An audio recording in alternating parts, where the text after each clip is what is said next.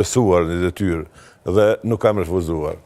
Kështu që para 7 vjetëve unë jam shkput nga politika, dhe kam mendu që e kam përfundu kontributin tim, kam mendu që s'ka nevojë më Kosova për mu, gjërat në cilat edhe shteti, edhe ushtria, edhe kanë avancu, por Keni qenë luftë në Kroaci, u përfundua lufta, fitoi Kroacia. Keni qenë luftë Kosovë, u shlirua Kosova.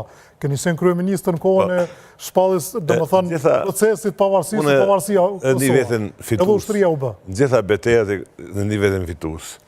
Edhe sa i përket karrierës ushtarake, unë i kam arritur kulmin e karrierës ushtarake. Çdo ushtarak e ndron që të arrijë gradën e generalit, që në luftë del fitues, në luftra.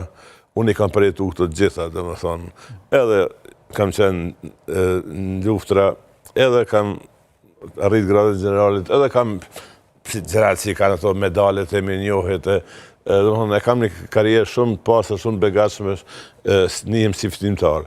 Por edhe në politik, kam qenë kryeministër, jo që kam dashur, që kam garu, po koha, rrethanat, kanë kërku që unë t'jem aty. Më është kërku që ta marrë në drejtim qeverinë, sepse kemi qenë në një situatë tillë kur u vendoske për statusin e Republikës Kosovës, statusin e Kosovës në atë kohë, dhe unë kur i kam pyet pse po kërkoni që unë të jem.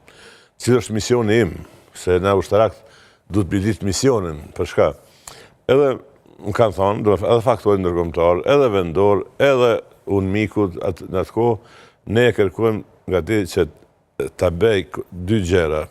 Ta bësh Kosovën gati për pavarësi, dyta ta ruaj stabilitetin politik të brendshëm dhe fokusi të jetë në definimin e statusit, në pavarësinë e Kosovës, faktësisht.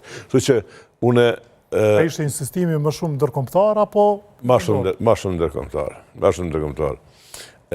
Ishte një pozitë e fortë ka shi qeverisë aktuale atëherë, edhe një luftë e brendshme në atë kohë edhe LDK u ndarë me LDD, ishte një situatë jo stabile shumë politike, por kërkohej që unë të marr në drejtim qeverinë si një person jo partijak, jo si nga ushtria që mund të koordinoj me gjitha partitë politike. Dhe mendoj që unë kam kry misionin tim, unë e kam bo gati Kosovën me qeverinë time, jo unë si Agim Qeku, po qeveria që e kam drejtu, i kemi plotësu gjitha standardet, gjitha kërkesat e bashkisë ndërkombëtare, kemi argumentu se Kosova duhet jetë e pavarur, kemi pas argumentet shumëta, kemi përgatit planin e tranzicionit, i kemi përgatit gjitha ligjet që duhet aprovohen si shtet i pavarur, kemi përgatit bile konferencën e donatorëve në Bruxelles, do në çdo aspekt të shpalljes së pavarësisë është përgatitur gjatë kohës së qeverisjes time.